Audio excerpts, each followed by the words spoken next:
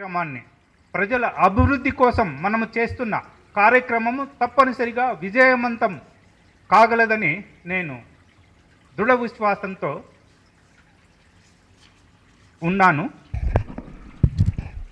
నేను నిజానికి ఏ క్షణం కూడాను ఎట్టి పరిస్థితుల్లోనూ నిరాశను దగ్గరికి రానివ్వను. ఇప్పుడు మన తెలంగాణ రాష్ట్రం నీళ్లు నిధులు నియామకాల కోసం స్టార్ట్ అయినప్పుడు 5-6 మందితోటే స్టార్ట్ అయింది, ఎక్కువ మందితో స్టార్ట్ కాలేదు.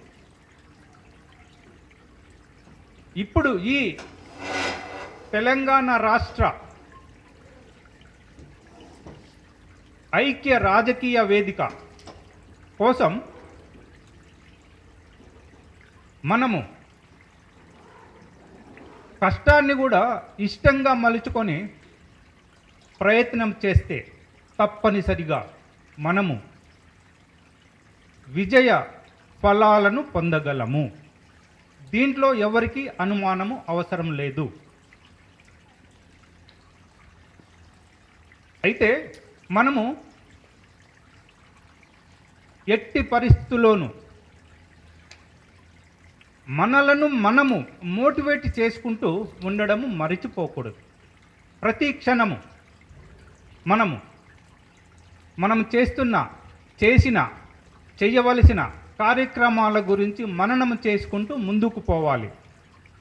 ప్రజల సమస్యలు, అవసరాలు, బాధలు, కష్టాలు, సవాళ్ళు ఏంటివి అని మనము తెలుసుకొని వాటి కోసము మన ప్రయత్నము లోపాలు ఉండకూడదు.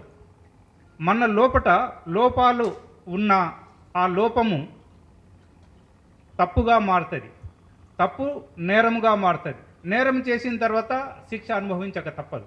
కావున మన లోపట ఏమైనా లోపాలు ఉంటే వాటిని సరి చేసుకోవాలి.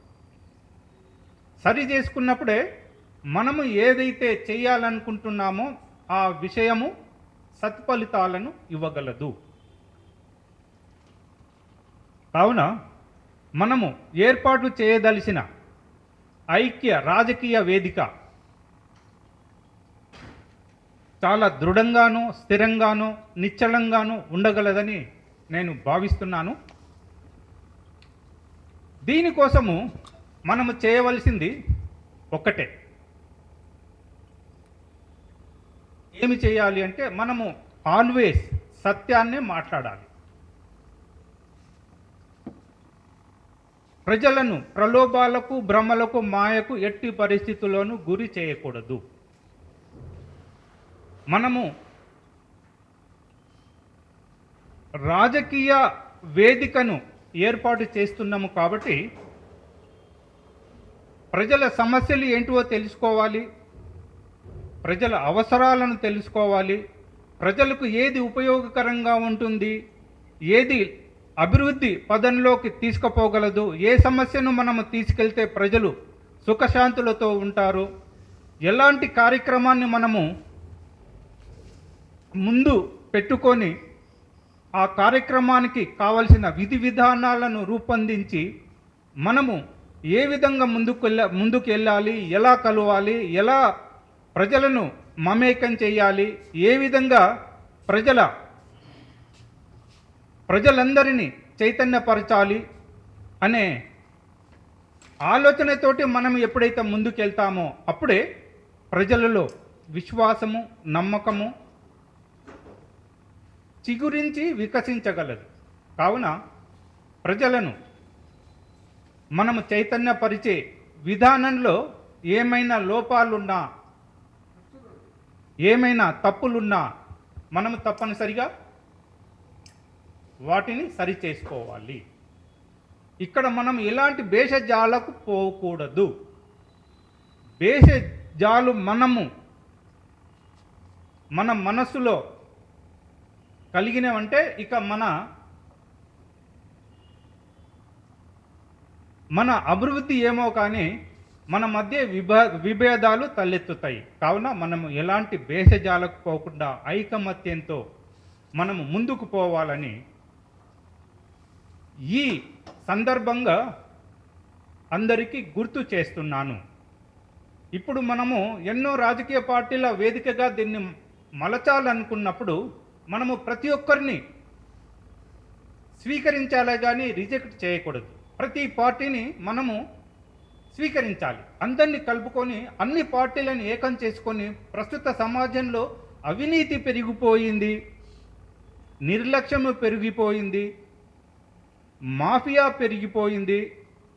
ఇలా చెప్పుకుంటూ పోతే రకరకాలు ఆయిల్ మాఫియా అని, ఇసుక మాఫియా అని, ఎడ్యుకేషన్ మాఫియా, హెల్త్ మాఫియా, ఇలా రకరకాల మాఫియాలన్నీ సమాజాన్ని అల్లకల్లోలం చేస్తున్నాయి.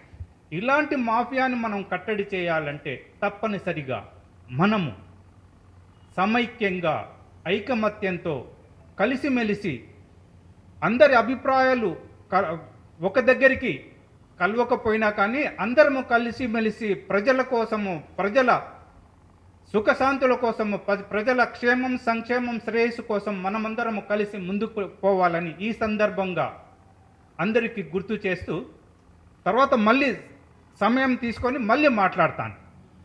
Thank you. ఇక్కడ ఉన్నటువంటి సబ్జెక్టు చాలా క్లియర్గా గత వారం రోజుల్లో కూడా అందరికీ సోషల్ మీడియాలో స్ప్రెడ్ అవుతున్నటువంటి విషయం మీ అందరు కూడా విదితమే. అయితే మనందరం కూడా సమాజం మీద ఎంతో కొంత సోయుండి సమాజాన్ని మార్చాలి, సమాజాన్ని నిర్మించాలి, ప్రజలందరికీ కూడా ప్రభుత్వ ఫలాలు అందాలి. కాబట్టి ఉన్నటువంటి రాజకీయ పార్టీలంతా కూడా ఇచ్చుపుచ్చుడుకున్న ధోరణిలో ప్రజల్ని పాలిస్తున్నటువంటి విషయం మనందరికీ కూడా తెలుసు. అంటే ఈసారి మీ ప్రభుత్వం పాలించండి, నెక్స్ట్ ఇయర్ మేము పాలిస్తాం, నెక్స్ట్ టర్మ్ అనే ఒక ఇచ్చిపుచ్చుకునే ధోరణిలో ప్రభుత్వాలని నడుపుతున్నటువంటి విషయము. ఇది కేంద్ర రాష్ట్ర ప్రభుత్వాలందరికీ కూడా అన్నీ కూడా అవలంబిస్తున్నటువంటి తీరు, అదేవిధంగా ప్రజల్ని ప్రభుత్వ అధికారులు కానీ ప్రభుత్వం కానీ దోచుకున్నటువంటి తీరు అందరూ కూడా మనందరూ కూడా కళ్ళకు కట్టినట్టుగా అర్థమవుతూ ఉంది. అయితే వీటన్నిటిని కూడా మనం నిర్మూలించాలి, వీటన్నిటిని కట్టడి చేయాలంటే అధికారం కోసం తాతలాడుతున్నటువంటి పార్టీలు కానీ లేకపోతే అధికారం కోసం ఉవ్విళ్ళూరుతున్నటువంటి నాయకులు కానీ ఎవరు కూడా ముందుకు వచ్చేటువంటి పరిస్థితి లేదు. ఎందుకంటే నాయకత్వ లక్షణం అంతా కూడా ఇవాళ డబ్బుకో లేకపోతే ప్రలోభాలకో తాకట్టు పెట్టి ఉన్నటువంటి పరిస్థితి తెలంగాణ రాష్ట్రంలో ఉందనే విషయం మనందరికీ కూడా తెలుసు. కాబట్టి ఒక ప్రత్యేకమైనటువంటి వేదిక ప్రజలకు అదేవిధంగా ప్రభుత్వాలకు ఒక వారధిగా ఉన్నటువంటి వేదిక, ప్రజలు ఏదైతే పొందాలో, ప్రజలకు ఏదైతే కావాలో, ప్రజలకు ఏదైతే ఇవ్వాలో దాన్ని ప్రత్యక్షంగా ప్రజల చెంతకు చేర్చేటువంటి వేదిక కావాలనే ఒక ఉద్దేశంతోన, అదేవిధంగా మనందరం కూడా ప్రజా సమస్యల మీద పోరాటం చేయడానికే, ప్రజాస్వామ్యంలో నిలదొక్కుకోవడానికే పార్టీలు కానీ సంఘాలు కానీ అన్నీ కూడా నిర్మిస్తూ ఉన్నాం.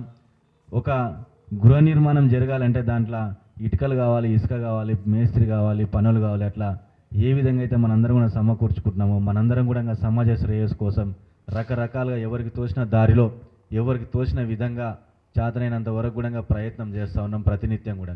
కాబట్టి అవన్నీ కూడా చిన్న చిన్న కాలువలన్నీ కూడా ఒకతాన చేరితే అది ఒక నదీ ప్రవాహం అవుతుంది, నదీ ప్రవాహాలన్నీ కూడా ఒకతాన చేరితే సముద్రం అవుతుంది. కాబట్టి ఇవాళ మనందరం కూడా అట్లాంటి ఆలోచన చేసి అట్లాంటి ఆలోచన ఉన్న వాళ్ళందరం కూడా ఒక దగ్గర కలపాలి, మనం యొక్క ఉద్యమాన్ని మొదలు పెట్టాలి. ఈ ప్రభుత్వాలకు అదేవిధంగా ఇక్కడ ఉన్నటువంటి డబ్బుతో శాసిస్తున్నటువంటి రాజకీయ పార్టీలకు అందరికీ కూడా తగిన గుణపాఠం చెప్పాలి. ప్రజలకు ఎంతైతే తల్లిపాలు ఎంత స్వచ్ఛమో అంత స్వచ్ఛమైనటువంటి పాలన అందించాలి అనే ఒక సదుద్దేశంతోన ఈ వేదికను ప్రారంభించడం జరిగింది.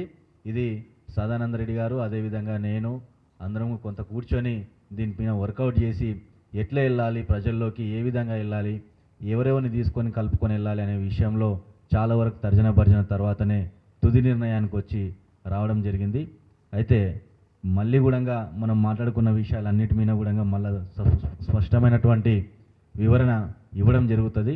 కాబట్టి ఇవాళ మన సమావేశం యొక్క ముఖ్య ఉద్దేశము తెలంగాణ రాష్ట్రంలో ఉన్నటువంటి కేంద్ర స్థాయి కానీ రాష్ట్ర స్థాయి పార్టీలు అదేవిధంగా సంఘాలు, వ్యక్తులు, సమాజ శ్రేయస్సు కోరుకునే ప్రతి ఒక్కరిని కూడా ఒక వేదిక మీదకి తీసుకురావాలి.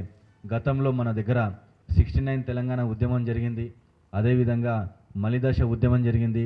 ఎన్నో ఉద్యమాలకు వేదికైనటువంటి తెలంగాణ ఇవాళ ప్రజాస్వామ్యాన్ని కాపాడుకోవడానికి కూడా మరొక ఉద్యమానికి తెరదీయాలనే ఒక ఉద్దేశంతో మొదలుపెట్టినటువంటి ఈ ప్రయాణంలో మీరందరూ కూడా భాగస్వాములై ఇంకా కూడా రాబోయే భవిష్యత్తులో ఒక వ్యక్తితో మొదలైనటువంటి ప్రయాణం, ఒక వ్యక్తి 10 మంది కూడితే ఒక సంఘం, 10 మంది 100 మంది కూడితే అదొక వ్యవస్థ కావాలి. దాన్ని ప్రజలందరి కోసం మనం నిస్వార్థంగా కష్టపడాలనే ఒక ఉద్దేశంతో మొదలుపెట్టినటువంటి ఈ ప్రయాణంలో మీరందరం భాగస్వాములైనందుకు సంతోషిస్తూ ఉన్నాం.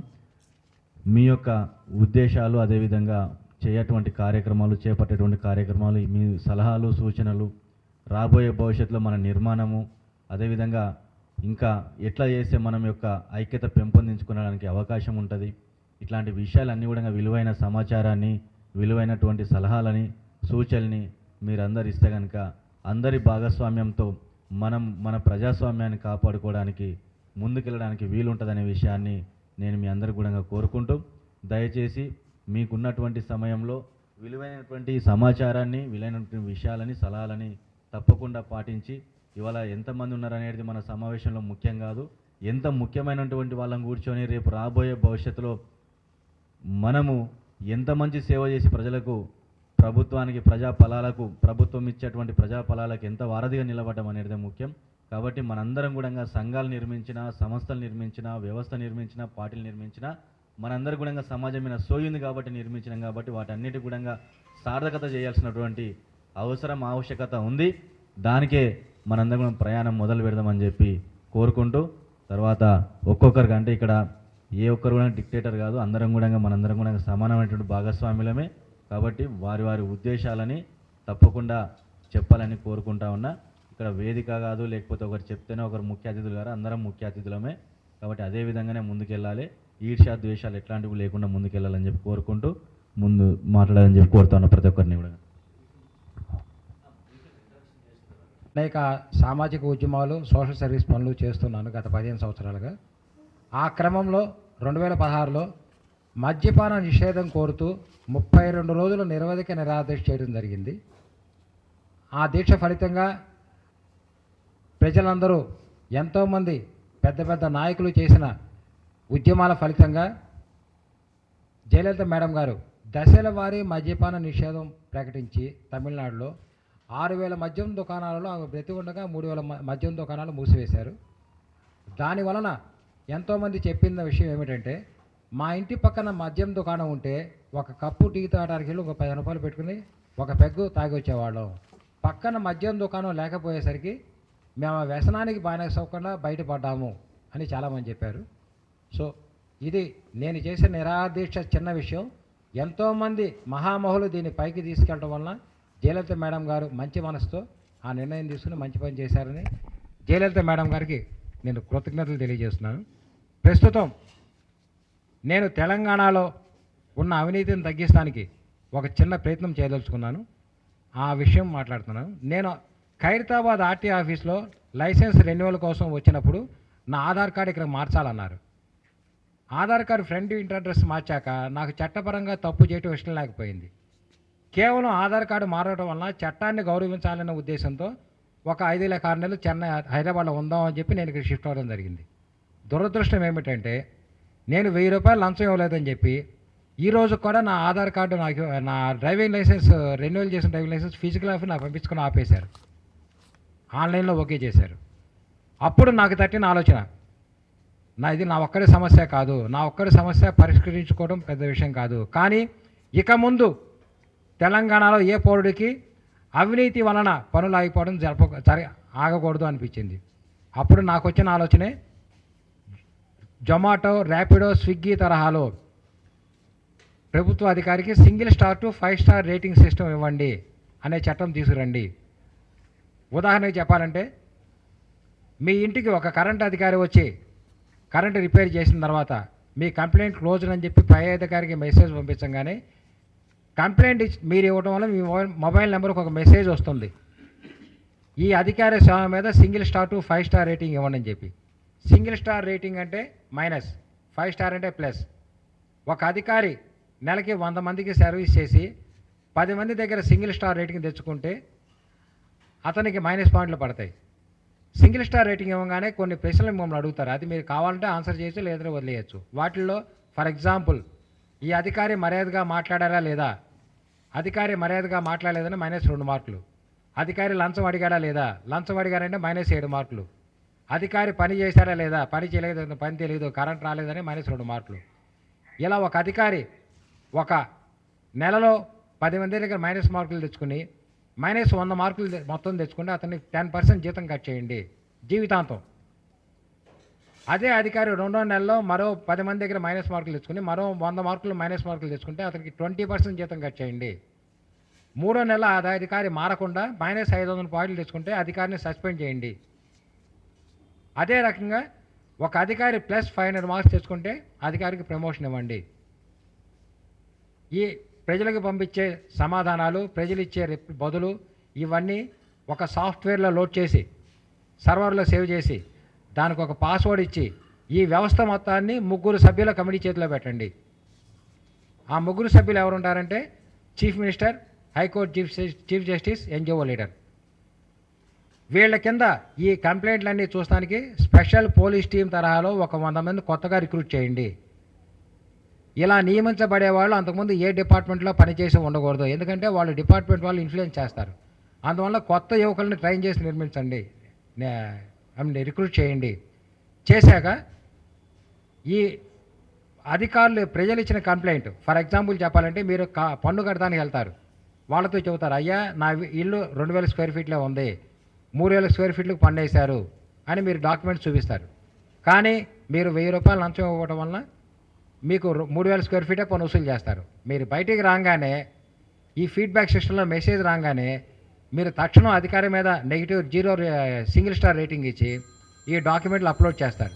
నా డాక్యుమెంట్లు ఉన్నా సరే లంచం ఇవ్వలేదని చెప్పి ఇతను నాకు సాల్వ్ చేయలేదు అనగానే ఆటోమేటికలీ 100 మంది టీము ఈ సమస్యని పరిష్కరించి తక్షణం న్యాయం చేయాలి. ఇలా సింగిల్ స్టార్ రేటింగ్లో వచ్చిన ప్రతి సమస్యని 1 నెల రోజుల్లో పరిష్కరించాలి. అదే కరెంటు ఇలాంటి సమస్యలు అయితే సిటిజన్ చార్టర్కు లోబడి ఆ కాల వ్యవధిలో పరిష్కరించబడాలి అనే చట్టం తీసుకురండి. ఈ చట్టం అనేది ఆర్టీఐ నీరు గార్చినట్టు, లోకాయుక్త నీరు గార్చినట్టు అసెంబ్లీలో 4 పెద్ద మనుషులు కూర్చొని గూడు పటాలు చేసుకుని నీరు గార్చే విధంగా ఉండకూడదు. ఈ చట్టంలో ఒక్క పాయింట్ మార్చాలన్నా సరే 50% మాత్రమే అసెంబ్లీకి ఓటు ఉంటుంది, మిగతా 50% ఎవరికి ఉంటుంది? పౌరులకు ఉంటుంది. పౌరుల దగ్గర రేటింగ్ తీసుకోండి, ఈ పాయింట్ మార్చచ్చా లేదా అని చెప్పి. ఆ పౌరులు అవును అంటేనే రేటింగ్ మార్చండి. లేని పరిస్థితిలో ఆ చట్టం ఏ ఆధారంగా రూల్స్ అన్నీ ఆటోమేటిక్గా పనిచేస్తూ ఉండాలి అనే చట్టం తీసుకురానే ప్రయత్నం చేయదలుచుకున్నాను. ఆ చట్టం అనేది వచ్చిన రోజున తెలంగాణలో అవినీతి 40 to 50% తగ్గుతుందని చెప్పి భావిస్తున్నాను. ప్లస్ ఈ చట్టం అనేది ప్రజా సమస్యలకే కాదు, మీ ఇంటి ముందు రోడ్డు బాగోదు, రోడ్డు రిపేర్ చేయమని అంటారు, మీకు ఫీడ్బ్యాక్ రాగానే రోడ్డు సరైన క్వాలిటీ రోడ్డు వేయలేదు మీరు కంప్లైంట్ ఇస్తారు. ప్రజలకి సంబంధించిన ప్రతి విషయం మీద ఫీడ్బ్యాక్ తీసుకోవాలి. వర్షాకాలంలో మీ ఇంటి ముందు డ్రైనేజీ పొంగుతుంది, మీరు కంప్లైంట్ ఇస్తారు, మా డ్రైనేజీలో మురుగు తీగిపోవడం వలన డ్రైనేజీ ఓవర్ఫ్లో అయిందని చెబుతారు. ఆటోమేటిక్గా ఆ ఫీడ్బ్యాక్ ఆధారంగా డ్రైనేజీ క్లీన్ చేయని అధికారమే చర్యలు తీసుకోవాలి. ఇలా ప్రతి డిపార్ట్మెంట్ ప్రజా సమస్యలు ప్రతిదీ ఈ చట్టం ఆధారంగా పరిష్కరించబడాలి. ఈ చట్టం కోసం నేను ఒక ఉద్యమం కోసం ప్రయత్నిస్తున్నాను. దానికి మీ అందరి సహకారం మాకు అత్యవసరం. మీ అందరూ నాకు సహకరిస్తారని కోరుకుంటున్నాను. దీనికి ప్రజల్ని సేకరిస్తాం ఎలాగా అనే విషయంలో నాకు ఒక స్పష్టమైన అవగాహన ఉంది. ఇవాళ మీ బైకులకి మీ ఆటోలకి ఫైన్లు వేస్తున్నారు. ఒక్కొక్క ఆటోకి ఒక్కొక్క బైక్కి 5,000 నుంచి 10,000 ఫైన్లు ఇస్తున్నారు. ఆ ఫైన్లు అయితే ఇల్లీగల్, వేయకూడదు. ఎట్లా ఇల్లీగల్ అని చెబుతాను. ఫర్ ఎగ్జాంపుల్ శివగారు, మీ పేరు అడచండి, శివగారి బైక్కి 4 ఫైన్లు పడి 4,500 రూపాయలు పెనాల్టీ వచ్చింది. కానీ ఆయనకి ఫస్ట్ ఫైన్ పడంగానే ఆయనకి SMS ద్వారా, ఈమెయిల్ ద్వారా, లేదంటే ఆయన ఇంటికి పోస్ట్ ద్వారా ఒక హెచ్చరిక పంపించుంటే రెండవ తప్పు ఆయన చేసిండేవారు కాదు. చట్టం ఏం చెబుతుంది? A punishment should lead to reform. శిక్ష అనేది మనిషిని మార్చేదిగా ఉండాలని చెబుతుంది. కానీ ఇక్కడ మీరు శిక్ష అనేది మనిషిని మార్చేదిగా ఉండడానికి ప్రయత్నాలు తీసుకోవాలి. ప్రతి ఒక్కళ్ళు వాళ్ళ వెహికల్ రిజిస్ట్రేషన్ చేసేటప్పుడు మొబైల్ నెంబర్, ఈమెయిల్ అడ్రస్ అన్నీ ఇచ్చారు. కానీ ఒక్క అధికారి కూడా వారికి హెచ్చరిక చేయట్లా.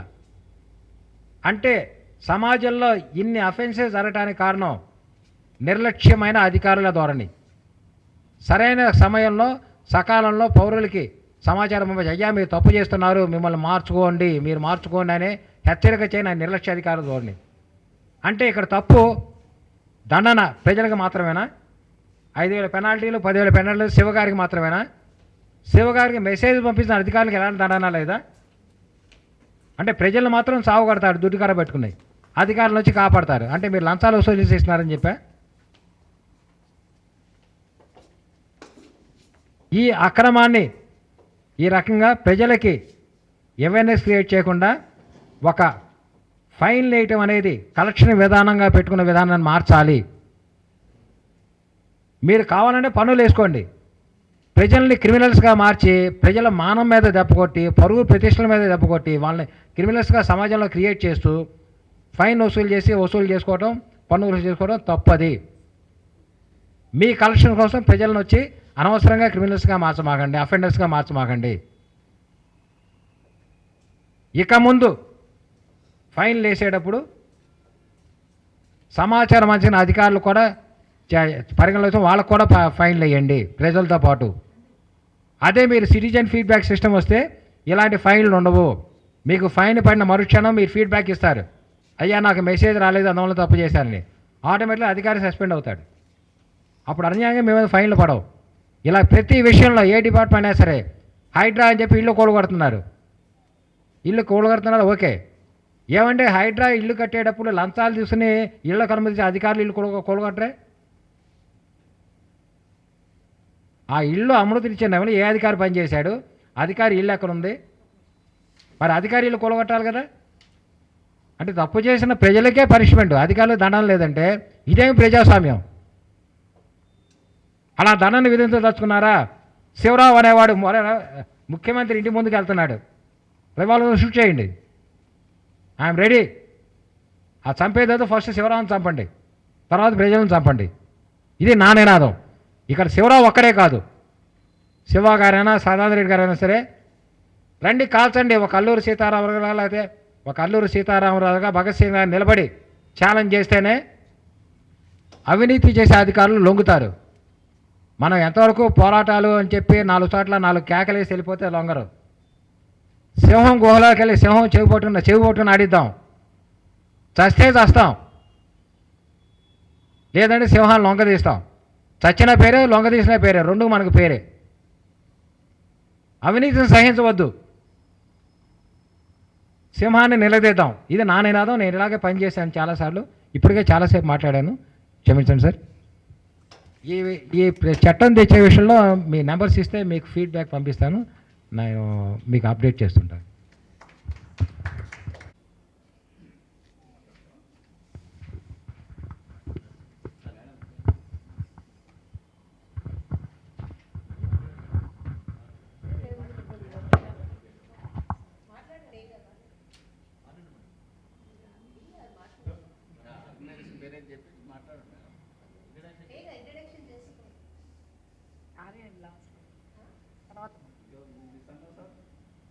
సదానంద రెడ్డి గారు, సభకు నమస్కారం. సభాధ్యక్షులు సదానంద్ గారు, శివ గారు, వానాల శ్రీనివాస్ గారు, శోభా యాదవ్ గారు, మిగతా మిత్రులు తెలియదు అందరికీ కూడా జై స్వరాజ్ పార్టీ తరఫున శుభాకాంక్షలు తెలియజేస్తున్నాం. మిత్రులు ధైర్యంతో ఒక మేధో మదన సదస్సును పెట్టారు, సంతోషం. ఇలాంటి మేధో సదస్సులు జరుగుతుండాలి. జరుగుతున్న క్రమంలోనే క్రీమ్ అనేది వస్తుంది. క్రీమ్ వచ్చిన తర్వాతనే వ్యవస్థలో మార్పులు వస్తుంది. చట్టాలు మార్పులు ఇవన్నీ వస్తుంది. ఫేక్ ఎన్నో చట్టాలు కోసం పోరాడినాం మనం, వచ్చినాయి, ఒక్కటి ఉపయోగపడదు. ఎందుకు? చట్టము ఇంప్లిమెంట్ చేయాలనుకుంటే ఈ అన్ని చట్టాలు అవసరం లేదు. భారత రాజ్యాంగాన్ని మించిన చట్టం లేదు ఈ భారతదేశంలో. 78 ఏళ్ల కాలంలో ప్రతి భారత పౌరుడు కోట్లీశ్వరుడు కూడా కాదు, కోట్లీశ్వరుడు అయ్యేవాడు. ఎందుకు కాలేదంటే పాలక వర్గంలో ఉన్నటువంటి వర్గ దృక్పథము వాళ్ళకి ఆలోచన విధానం వల్ల మీరు అరుస్తుండాలి, గొడవపడుతుండాలి, చట్టాలు రావాలంటుండాలి, చట్టాలు ఇస్తుంటాం మేము, ఇంప్లిమెంట్ చేయం. ఇంప్లిమెంట్ చేసే స్థితిలో నువ్వు లేవు, చట్టం కోసం పోరాడిన ఆయన లేడు, ఎవరు లేరు.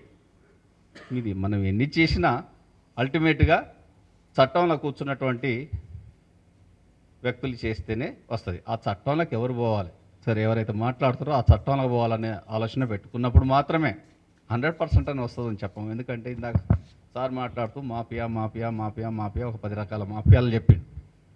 ఈ అన్ని మాఫియాలు మనలాంటి వాళ్ళం, మనలాంటి ఆలోచన పరులు లక్షల మంది వచ్చినా మారదు. ఎందుకు మారదంటే ప్రజా సంపద ప్రైవేటీకరణ జరిగినప్పుడు మాఫియా కొనసాగుతూనే ఉంటుంది.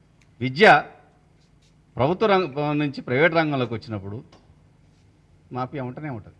వైద్యము ప్రభుత్వ రంగం నుంచి ప్రైవేట్ రంగంలోకి వచ్చిన తర్వాత ఏ ముఖ్యమంత్రి, ఏ సీఎం, సదానంద రెడ్డి అయినా, శివ అయినా, శోభా యాదవ్ గారు అయినా, బోనాల శ్రీనివాస్ అయినా, కాసాని శ్రీనివాస్ గౌడ్ అయినా కొంత తేడా ఉంటుందేమో మాఫియాల్లో, కానీ కాదు.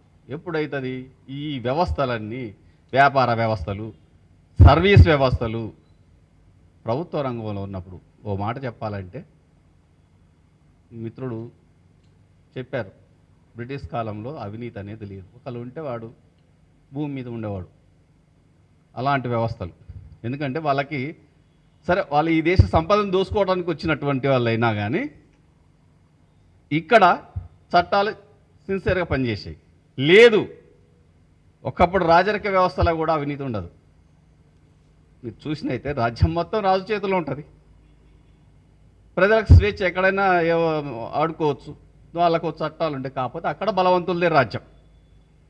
ఈ ప్రజాస్వామ్యం అనే పేరుతోటి దొంగల మూట ఏర్పడింది. ఇది 10 ఏళ్ళు, 20 ఏళ్ళు, 100 ఏళ్ళు ఈ వ్యవస్థలో సమూల మార్పు వచ్చిన దాకా కంటిన్యూ అయితేనే ఉంటుంది. చాలామంది ఏమంటారంటే ప్రజాస్వామ్య వ్యవస్థ చాలా గొప్ప వ్యవస్థ అనుకుంటారు. యాజ్ ఎ విశ్లేషకుడుగా సమాజాన్ని అధ్యయనం చేసిన వాళ్ళు చూస్తే ప్రజాస్వామ్య వ్యవస్థని భ్రష్టు పట్టుతుంది. అసలు దాంట్లోనే అన్ని లోపాలకి కారణాలు ఉన్నాయి. ఈవెన్ నియంత్రిత వ్యవస్థలో కూడా లోపాలు ఉండవు. ఎందుకంటే మినిమం సపోర్ట్ ఉంటుంది. అక్కడ ఫుడ్ ఉంటుంది, షెల్టర్ ఉంటుంది, వైద్యం ఉంటుంది, విద్య ఉంటుంది. నీకు స్వేచ్ఛ ఉండకపోవచ్చు, కావాల్సినంత సంపాదించు. ఇక్కడ స్వేచ్ఛ పేరుతోటి ఏది దొరకట్లే. లక్షల టన్నుల ఆహార పదార్థాలు ఉత్పత్తి అవుతున్న మన కోటి సెంటర్లు 4 బుక్కడు మెతుకుల కోసం అడుక్కుంటున్నారు. మరి ఎందుకు? ఎక్కడో అమెరికా నుంచి, పాకిస్తాన్ నుంచి, లేదా పాశ్చాత్య కంట్రీల నుంచి కూడా ఇక్కడికి వచ్చి వైద్యం చేసుకుని పోతుంటారు. మన దగ్గర గిరిజనవాడలో లేకపోతే మారుమూల పల్లెల్లో మలేరియాకు ₹10 అవుతుంది టాబ్లెట్, లేదు ₹10 అవుతాయి మలేరియా టాబ్లెట్లు. మొత్తం లేదు ₹100 అవుతుంది. ₹100 టాబ్లెట్లు దొరక్క చనిపోయేటోళ్ళు ఎంతోమంది. అంతర్జాతీయ హబ్బుగా, మెడికల్ హబ్గా హైదరాబాద్ ఉంది. హైదరాబాద్ అంటే తెలంగాణ ఉంది, తెలంగాణ అంటే భారతదేశం ఉంది. సో ఈ మార్పులు రావాలంటే ఈ మార్పుల గురించి ఎవరైతే చెబుతున్నామో సింగిల్ సూత్రం, అక్కడ సీట్లకు పోవటమే ఆలోచించాలి.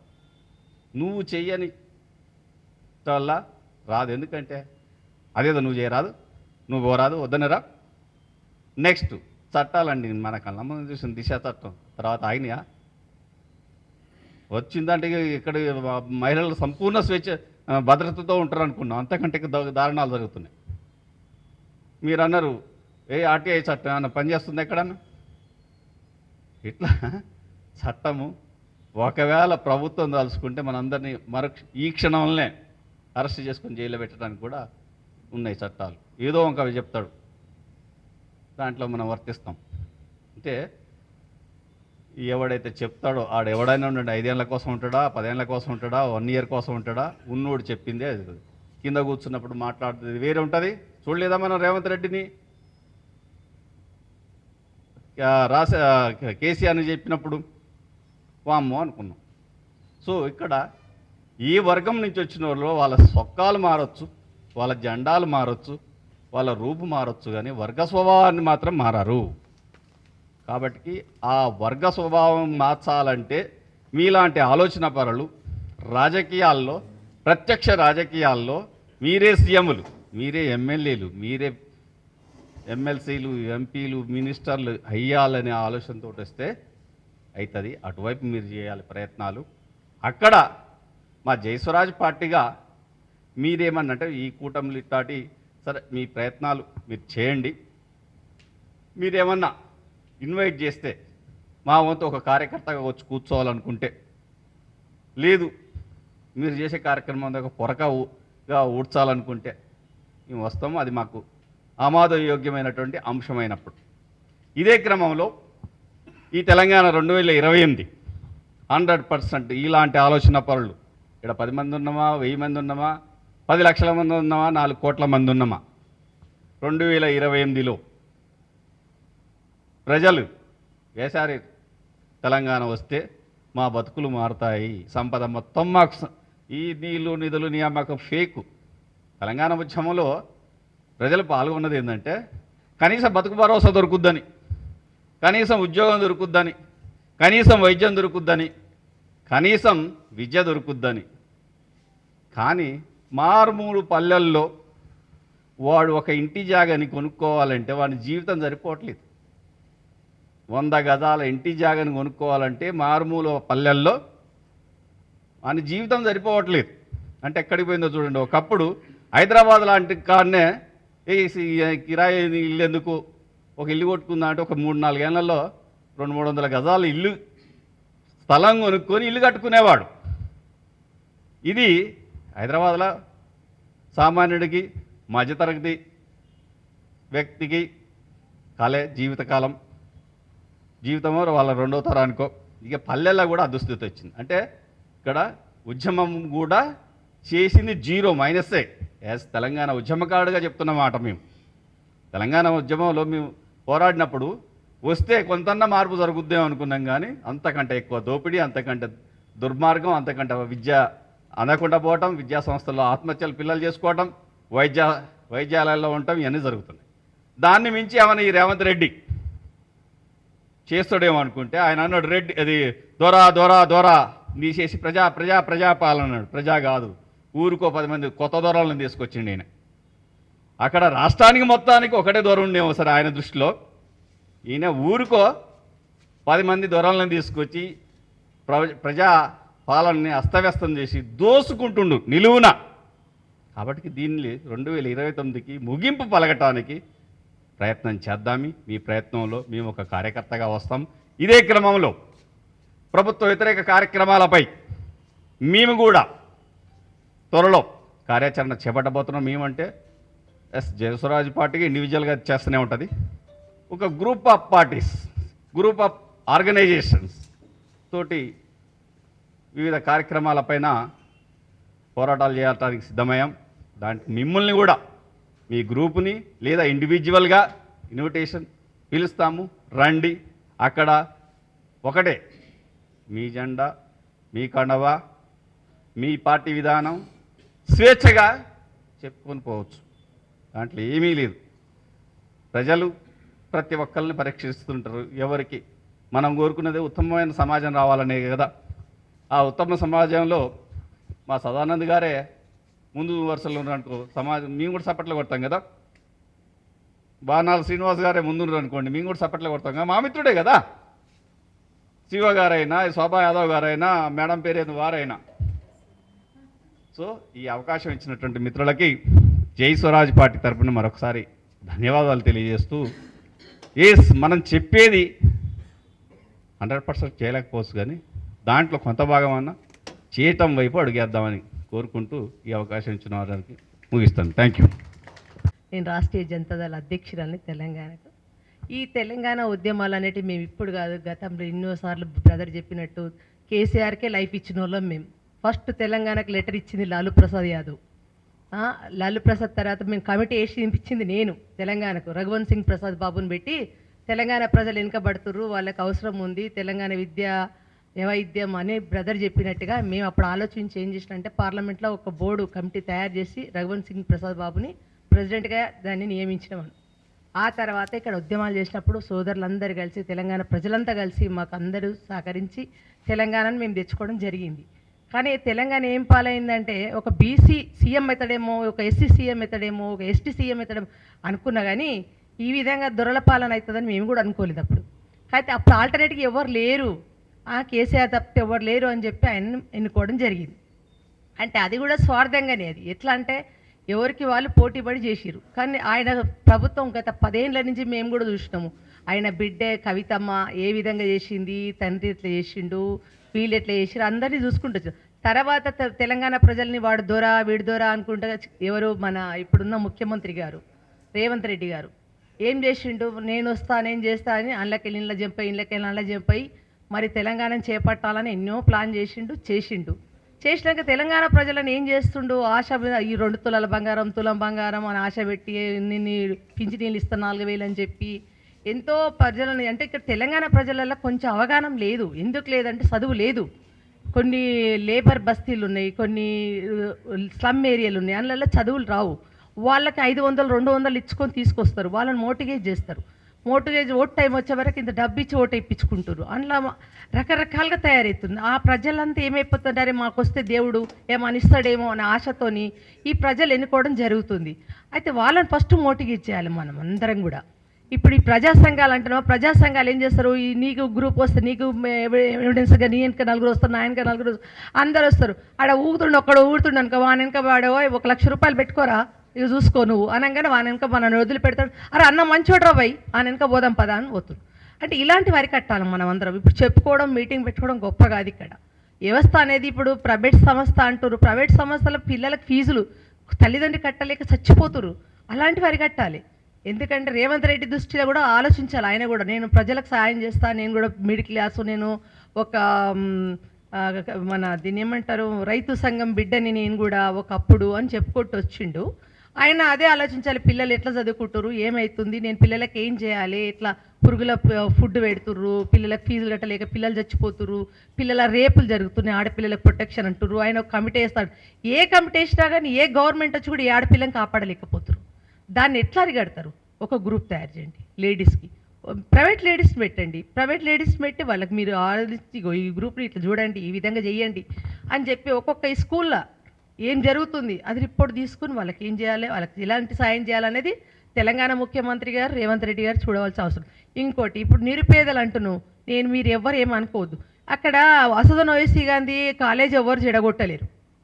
బంజారేళ్ళ చాలా ఇండ్లు ఉన్నాయి వాళ్ళవి, అవి ఎవరు తీస్తలేరు. ముస్లిం ప్రాపర్టీలు ఎక్కడ కూడా కూలగొట్టడం జరిగింది. ఓన్లీ నిరుపేదలే ఈ కూలి ఆ కూలి పెట్టుకొని తిని పండుకునేటోని అందరూ ఇండ్లు కూలగొడుతురు. ఇక్కడ ఎందుకు మన చెదరగట్లో ఆడు బలాల అది జాగంతా మా చేతిలోనే ఉండే, అది నవాబ్ది గతంలో గవర్నమెంట్ గుంజుకుని ఉండే, గవర్నమెంట్కి వెళ్ళి డాక్యుమెంట్లన్నీ నా దగ్గరే ఉన్నాయి. అయినా కోట్ల కేసు ఉండే, వాడు నవాబ్ గారు అమ్మేసిండు హిందువులకి. మా మిర్యాల మండి ఒక హిందూ ఉండే, ఆయనకి అమ్మేసిండు, ఆ కాగితాలు కూడా నా దగ్గర ఉన్నాయి. అలాంటి పేపర్లు అన్నీ చెప్తే ఈ కేసీఆర్ గారు ఏం చేసిండు, అది కబ్జా పెట్టించి అన్నీ చేసి పూలగొట్టి కట్టించిండు. ఏంటి డబల్ బెడ్రూమ్లు కట్టిస్తే అలా కొంతమంది అని హిందువులు చేరుతారేమో పాపం, మనకు సపోర్ట్ వస్తుంది ఆ బస్తీకి ఏరియాకి అని చెప్పి నేను కూడా ఆలోచించాను. కానీ ఇక్కడ ఏం చేసాడు, ఇల్లు కూలగొడుతున్నారు, ఇల్లు కూడా మొత్తం టోటల్ ముస్లింలకు ఇచ్చారు. ఎక్కడ ముస్లిమ్స్లు బయటికి వెళ్ళి వచ్చిన ముస్లిమ్స్, ఇక్కడ ముస్లిమ్స్ మంచోళ్ళు, ఇక్కడ ముస్లిమ్స్ చెడ్డోళ్ళు కాదు, వాళ్ళు కొట్లాడరు, ఏం ఎవరు జోలికి పోరు. బయటికి వెళ్ళి వచ్చిన ముస్లిమ్స్ హిందువులను కొట్టడము, హిందువులను గిచ్చడము, అంటే ఉరుకడము, ఇలాంటి చాలా జరుగుతున్నాయి హైదరాబాద్లో. ఇవి ఎవరికి కనబడతలేదు. మీరు ఓల్డ్ సిటీలో చూడండి, న్యూ సిటీలో చూడండి, గల్లీ తిరిగి చూడండి. ఎందుకంటే నేను కళ్ళతో చూస్తూ సర్వే చేస్తుంటా కాబట్టి చెప్తున్నా. అట్లా మొత్తం అపార్ట్మెంట్లు మొత్తం డబల్ బెడ్రూమ్ మొత్తం ముస్లింలను దించేసిరల్లా. బల్లాలు ఎవరికి చెప్తే ఆయన రాయాలి, ఎమ్మెల్యే రాయాలి, వీళ్ళు వేసేసేయాలి. అట్లా జరిగింది. మరి చెదరగట్టు ఏడుందో అన్నే ఉంది, మూసినది మొత్తం కబ్జా పోయింది. మరి దాన్ని ఎవరు అడిగేటోళ్ళు లేడు. మరి ఏమంటే నేను ముఖ్యమంత్రి గాడ పోతుండే ఏదో ఇప్పుడు గాంధీ స్టాచ్యూ పెడతానే కాడ నిరుపేదలను జరపకండి రా, ఉన్నోని జరుపుండ్రి, బ్లాక్ మన్ ఉన్నోని జరుపుండ్రి. వాళ్ళంట పడు నువ్వు, గీలంట పడితే ఏం లాభం చెప్పు. పేదలు కడుపుకు పూటి లేక 1952 నుంచి ఉన్న స్థానికులు ఏడున్నారంటే హైదరాబాద్ వాళ్ళు ఆటో కొట్టుకొని రిక్షా కొట్టుకొని బతికిన వాళ్ళు ఉన్నారు ఇక్కడ. కానీ బయటికి వెళ్ళొచ్చిన కోట్లు సంపాదించుకొని ఎక్కడో స్థాయికి వెళ్ళిపోయిన వాళ్ళు. ఇప్పుడు బ్రదర్ అన్నాడు ఎన్గట్లో ఒక బతికొచ్చి 4 రోజులలో ఒక 1 ఇయర్లో ఇల్లు కొనుక్కోవచ్చు హైదరాబాద్లో అన్నాడు చూడు. ఆ స్థాయిలో ఇప్పుడు హైదరాబాద్ స్థానికులు కూడా ఇల్లు లేకుండా గతి అయిపోయింది వాళ్ళకి. స్థానికులు నా దగ్గర 1952 నుంచి రికార్డు ఉన్నాయి అన్నీ. ఇలా ఓల్డ్ సిటీలో ఉన్న వాళ్ళు, న్యూ సిటీలో ఉన్న వాళ్ళు, ఇక్కడ లోకల్ పీపుల్, తెలంగాణ పీపుల్కు దిక్కు దివాన వాడు లేడు. చెప్పేటోళ్ళు అందరం చెప్తాం మనం. విన్నావా? ఆ విధంగా మీరు ఆలోచించి మీరు ఇది నిజంగా చేస్తే నేను కూడా ఎప్పటికీ మీకు సపోర్ట్ ఉంటా. నేను చాలామంది మహిళలను చూస్తున్నా, ప్రోగ్రాం పెట్టుకొని ఏదో మీటింగ్ పెట్టుకొని ఫోటోలు దిగడం కాదు మనం కావాల్సింది. మన ప్రజాస్వామ్యం బ్రదర్ ఎంతో కష్టపడ్డాడు. ఒకప్పుడు వీళ్ళు శ్రీనివాస్ కానీ, బ్రదర్ కానీ, శివ వీళ్ళందరూ ఒకప్పుడు తిరిగిరు, నేను చూసిన, తిరగలేను కాదు. కానీ ఇప్పుడు ఏమంటానంటే ఇప్పటికైనా మనం ఒక స్థానికంగా అందరు కుల సంఘాలు, ఈ ప్రజా సంఘాలు కాకుండా మన పార్టీలు, చిన్న చిన్న పార్టీలు అన్నీ ఏకమయ్యి ఎవరినో ఒకరిని ఎన్నుకొని ముందుకు నడవండి, నడిచి సాధించండి. రాజ్యాధికారం తీసుకొచ్చి మన రోడ్డు, మన ఇల్లు, మన పైసలు, ఎవరివో పైసలు కాదు, మన ఇళ్ళకే వెళ్తున్న పైసలు, మన పైసలు తినుకుంటా మన మీదే పెత్తనం చేస్తారు. దానికోసం అని చెప్పి ముఖ్యమంత్రి గారు కూడా ఆలోచించవలసిన అవసరం ఉంది. పేదల పిల్లలకు చూడాలి, ఆయన ఇల్లు కూలగొట్టేటువంటి ఆపాలే. తక్షణం దీని లేకుంటే వీళ్ళందరం కలిసి మేము కూడా ధర్నా చేస్తాం. ఎవరైతే పేద ఇల్లు కూలగొడుతారో అక్కడ ఖచ్చితంగా నేను కూడా రిపోర్ట్ చేస్తా, సెంట్రల్కి మాట్లాడతా, సోనియా గాంధీతో కూడా మాట్లాడతా. ఈ విధంగా చేయడం పద్ధతి కాదని చెప్పి సోనియా గాంధీకి, రాహుల్ గాంధీ కూడా నేను చెప్పడం జరుగుతుంది. ఎందుకంటే ఈ విధంగా నిరుపేదలు ఎక్కడ పోతారు? వాళ్ళకి ఇండ్లు లేవు. ఇప్పుడు ఇక్కడ కొట్టేసిరు అనుకో, వాళ్ళకి ఎవరు ఇవ్వాలి మళ్ళీ ఇండ్లు? ఎక్కడ పోతారు? చిన్న చిన్న కూనలను పెట్టుకొని ఎక్కడ పోతారు? అది ఆలోచించు. నేను అనేది అది. నీకు పిల్లలు పెళ్ళాం అందరూ ఉన్నారు, అందరికీ ఉంటారు, భార్య పిల్లలు అందరూ. వాళ్ళని ఆలోచించి దృష్టిలో పెట్టుకొని మీరు చెప్పండి. అదే నా న్యూస్. Okay, thank you.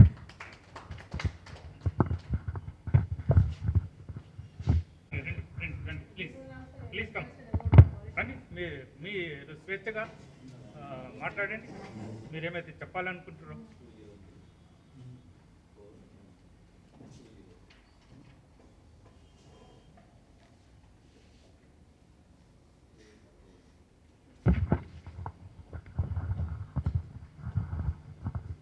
ఎనిమిదవ సంవత్సరంలో నేను ఒంటరిగా కార్పొరేటర్కు పోటీ చేసిన బోరబండ నుండి. నా గురి ఏంటంటే డబ్బు విషయంలోని ఖర్చు కాదు, ఒంటరిగా పోరాడిన ప్రజలకు మంచి పరిపాలన చెయ్యాలి ఉద్దేశంతో నేను కొన్ని వేల మందికి కలిసిన నా ఉద్దేశం పంచుకున్నా. ఏదైతే చెయ్యాలనుకున్నానో అది అందులో 25% కేసీఆర్ గారు కూడా చేసిండు. నా ఆలోచనవి కేసీఆర్ గారు చేసిండు. అయితే ఇప్పటికైనా ఇప్పుడు ఒక మన రోడ్ విషయంలో ఉన్నారు,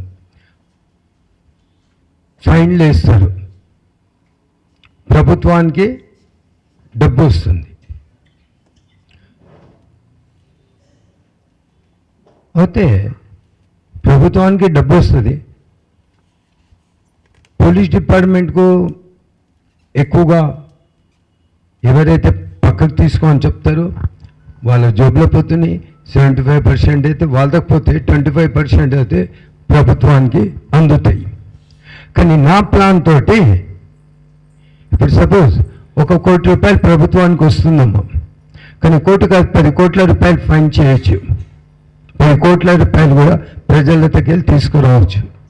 అయితే ఏ విధంగా తీసుకురావాలి, ఏ విధంగా తీయరాదు అంటే ఒక క్రమము. ప్రజలకు ఫైన్ వేస్తే ఈ ఇంతైతే హైదరాబాద్ సిటీ ఇప్పుడు మనకు ట్రాఫిక్ జామ్ అవుతుంది, కానీ నా ప్లాన్ తోటి హైదరాబాద్ సిటీ ట్రాఫిక్ జామ్ అనేది 75% తగ్గిపోతుంది. ఏ పోలీస్ డిపార్ట్మెంట్ ఇంతవరకు ఆ ప్లాన్ చేసలేరు, దానికి మార్గం చూపించలేరు. గంటలు ట్రాఫిక్ జామ్ అవుతుంది. కానీ ఒక సిస్టమ్ పెడితే ఆ సిస్టమ్ పెడితే ఏమవుతుందంటే ప్రజలకు భయం అవుతుంది. కొద్ది రోజులు ప్రభుత్వానికి ఇన్కమ్ వస్తుంది, కానీ కొద్ది రోజుల్లో ఏమవుతుందంటే ట్రాఫిక్ అనేది తగ్గిపోతుంది. రాంగ్ రూట్ అంటే ఇప్పుడు ఒక్క లైన్లో 1, 2, 3, 4, 5 రూట్లో బస్సు వస్తుంటుంది, 5 రూట్లో కార్లు పోతూ ఉంటాయి. 2 వీలర్కు జాగానే ఉండదు, 2 వీలర్ పోవడానికి జాగలేదు. ఒక బస్సు వచ్చిందంటే ఒక బస్సు ఆ 2 వీలర్ పోయే దారిలో బస్సు పోయిందంటే ఏమవుతుంది, టూ వీలర్స్ మొత్తం ఆగిపోతుంది. ఆ బస్సు మార్గంలో అతను వెళ్ళిపోతే టూ వీలర్స్ ఈజీగా వెళ్ళిపోతాయి. ఆ రూల్స్ పెట్టేస్తే ఏమవుతుంది, డబ్బు గవర్నమెంట్కి వస్తుంది, వాడు భయపడి వాని జాగ్రత్త వాడు వెళ్ళగలుగుతాడు.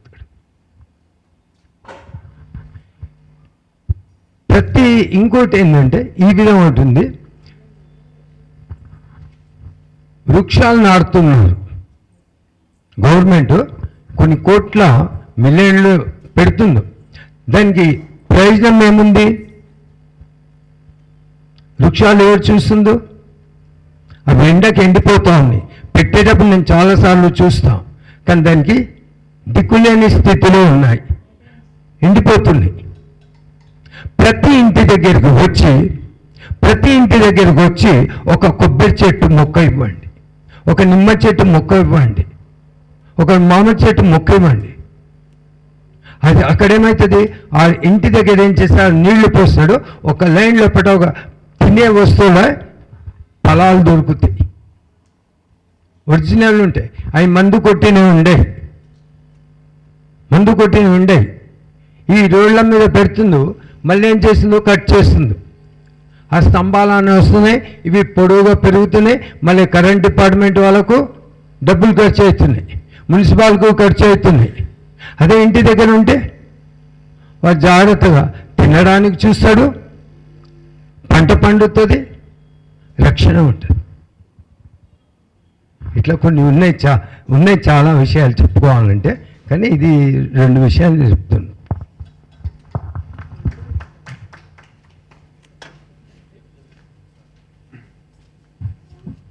ఆర్జేడీ ప్రతినిధులకు, మా ప్రజా ఏక్తా పార్టీ ప్రతినిధులకు, అదేవిధంగా మంచి సోషల్ వర్కర్ సార్కి, వకీల్ సాబ్ మా మేడం వకీల్ సాబ్ గారికి పేరు పేరున అందరికీ నా నమస్కారాలు. ఒక మహత్తరమైన ఆలోచన అంశంతో మనం ఇక్కడ గ్యాదర్ అయినాం, కానీ అస్సలైన థీమ్ మర్చిపోతున్నాం. నాకు తెలిసి యాక్చువల్ థీమ్ రాజకీయాలల్లా మనము వ్యవస్థలో ఉన్న లోపాలు ఎట్లా అవి సరిచేద్దానని కాదు నా ఉద్దేశం, కానీ వాటికి ముఖ్య కారణాలు. ఇప్పుడు సారు చెట్ల గురించి మాట్లాడాను. సార్ ఒక మాట, అరే వేలాది చెట్లు పంచిన సందర్భాలు ఉన్నాయి, లక్షలాది చెట్లు నాటిన సందర్భాలు ఉన్నాయి. Everything is going and stopping at the point manipulation, అవినీతి దగ్గర ఆగుతుంది. అన్నీ మీరు ఎక్కడ ఏ సమస్యన entire not only in India, if ఎక్కడ ప్రపంచంలో ఉన్న ఎక్కడ ఏ అవినీతి గురించి అయినా కూడా, ఏ సమస్య గురించి అయినా కూడా మనం ఆరాధిస్తే అది పోయి అవినీతి కాడ ఆగుతుంది, కరప్షన్. దానికి పొలిటికల్గా మ్యానిపులే అంటే డిప్లొమాటిక్గా పోవాలనేది నా ఉద్దేశం, నాట్ మ్యానిపులేషన్. రాజకీయాలలో ఆ పదం వాడొద్దు మనం, కానీ రాజకీయ కోణంలో డిప్లొమాటిక్గా పోతే we can influence the aspects. ఆ విధంగా ఆలోచించండి. రాజకీయంగా మనం ఇన్ఫ్లుయెన్స్ చేయగలగాలి. ఒక రాజకీయ నాయకుడు, అక్క మీరు ఇప్పుడు ఒక మాట అన్నారు, పేదల ఇల్లు అని. పెద్దల ఇల్లు technically they are what we say registered. రాజకీయం ఇప్పుడు అన్నాడు, రాజకీయ మన రాజ్యాంగం కంటే గొప్ప ఆలోచన అనేది వేరేది లేదు. It's absolutely correct. ఎన్ని 1,00,000 పాయింట్స్ ఉండని, మనం 1,00,000 సజెస్ట్ చేయని, అవన్నీ మళ్ళా రాజ్యాంగంలో ఉన్నాయి, లేనివి కాదు. Everybody is answerable. కలెక్టర్ దాకా ఇప్పుడు మీరు ఒక మాట అన్నారు, ఆటోలు నడిపిస్తున్నారు, మళ్ళా సిగ్నల్ కాడ అడుక్కుంటున్నారు, అది మాఫియా. అది కూడా సార్ అన్నట్టు అది కూడా మాఫియానే. కానీ అది కాదు మనం అనాల్సింది, దాన్ని ఆపజాలం. అది ఇండైరెక్ట్గా డిప్లొమాటిక్గా మనం ఇంతకుముందు ఫ్రెండ్లీగా మాట్లాడినప్పుడు చెప్పిన నేను మా సోదరులకు, మనము మనసు నుండి మ్యానిపులేషన్ చేయగలిగేటోడు సీట్ మీద ఉండాలి. మనసు నుండి పేదల పట్ల అంకితభావం ఉండి వానికి మ్యానిపులేషన్ తెలిసుండి వాడు సీటు మీద ఉంటే చేస్తాడు. అంతేగాని ఇవన్నీ సోషల్ ఆస్పెక్ట్స్ సోషల్ వర్కర్ చేయాలి. ఎవరొద్దన్నారు? ఇప్పుడు నేను ఒక గలుడ చెమ్మన్ కాడ ఒక వ్యక్తిని చూస్తా, సర్దార్జీ పాపం ట్రాఫిక్ జామ్ అయినప్పుడల్లా వచ్చి క్లియర్ చేస్తూ ఉంటాడు. What about government? What about MLA? What about MP? What about collector? Everything goes and stop at collector ప్రతి దానికి ఆన్సరబుల్. యాక్చువల్గా మనం డీప్గా ఆలోచిస్తే డిస్ట్రిక్ట్ కలెక్టర్ ప్రతి దానికి ఆన్సరబుల్. ఇప్పుడు సార్ అన్నాడు 100 రూపాయలు మలేరియాకు ట్రీట్మెంట్ చేసుకోలేక చనిపోయిన సందర్భాలు కూడా ఉన్నాయంటే absolutely collector is responsible. Collector is responsible. But who is questioning on that? Who is questioning on that? ప్రతి ఒక్కరికి సీట్ కావాలి, లేదా పబ్లిసిటీ కావాలి, లేదా డబ్బులు కావాలి, లేదా నేను సోషల్ వర్కర్. అట్లా కాదు, ఎవరి కోసం చేస్తున్నావు సోషల్ వర్కర్? నేను సోషల్ వర్కర్ అంటే ఇట్స్ నాట్ పాసిబుల్. సార్ అన్నాడు ఇప్పుడు ఇంతకుముందు 30 రోజుల పైబడి అమరణ నిరాహార దీక్ష చేసిన అన్నాడు. అన్న ఆడేమని ఇన్ఫ్లుయెన్స్ చేయగలుగుతావా అనే పొలిటికల్గా అంటే ఆన్సర్ లేదు. ఎట్లా ఇంటారు? Until and unless a person should influence politically. Vote బ్యాంక్ని ఇప్పుడు ఇంతమంది ఉన్నాం మనం అందరం ఒక్కటైనా కూడా మనం ఓట్ బ్యాంక్ని డిస్టర్బ్ చేయగలుగుతామంటేనే ప్రభుత్వాలు ఉంటాయి. ఇక అంతకంటే ఎక్కువ నేనేం చెప్పజాలా. I'm sorry and I'm happy to talk here. నమస్కారం.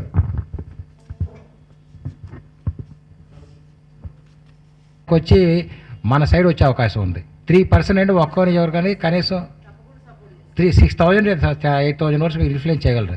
ఎందుకంటే 1 కోటి మంది మీద ఫైన్లు వేశారు. 1 కోటి మంది వేసిన ఫైన్లు ఇల్లీగల్ అని చెప్పి నేను చెప్పాను, వివరించాను. దాన్ని మనం తీసుకెళ్ళగలిగితే మినిమం ప్రతి ఎలక్షన్లో 3% ఓట్ బ్యాంక్. 3% ఓట్ బ్యాంక్ అంటే చిన్న విషయం కాదు. అయితే ఎవరైతుర్రో వాళ్ళకు సరైన న్యాయం జరిగినప్పుడే మనం ఈ వేదిక ద్వారా మనకు సరైన న్యాయం జరిగినట్టు. ఈ వేదిక ద్వారా ఏ పార్టీ అయినా సరే అందుగురించే నేను చిన్నగా మాట్లాడుతున్నా. ఎందుకంటే నాకు కూడా పెద్దగా మైక్ పట్టుకోలేదు ఇప్పటివరకు. ధైర్యంగా మాట్లాడుతున్నా అనుకుంటున్నారు.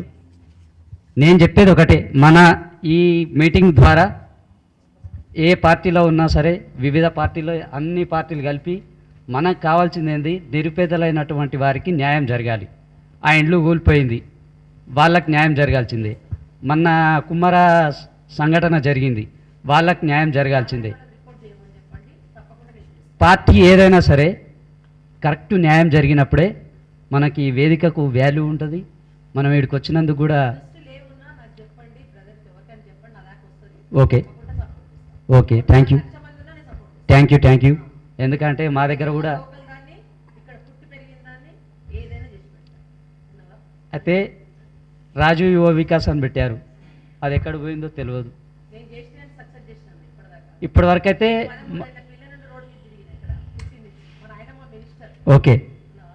ఓకే నేను కావాల్సింది ఏంటంటే యువతకు న్యాయం జరగాలి.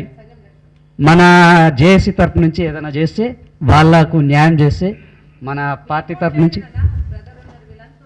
Okay thank you.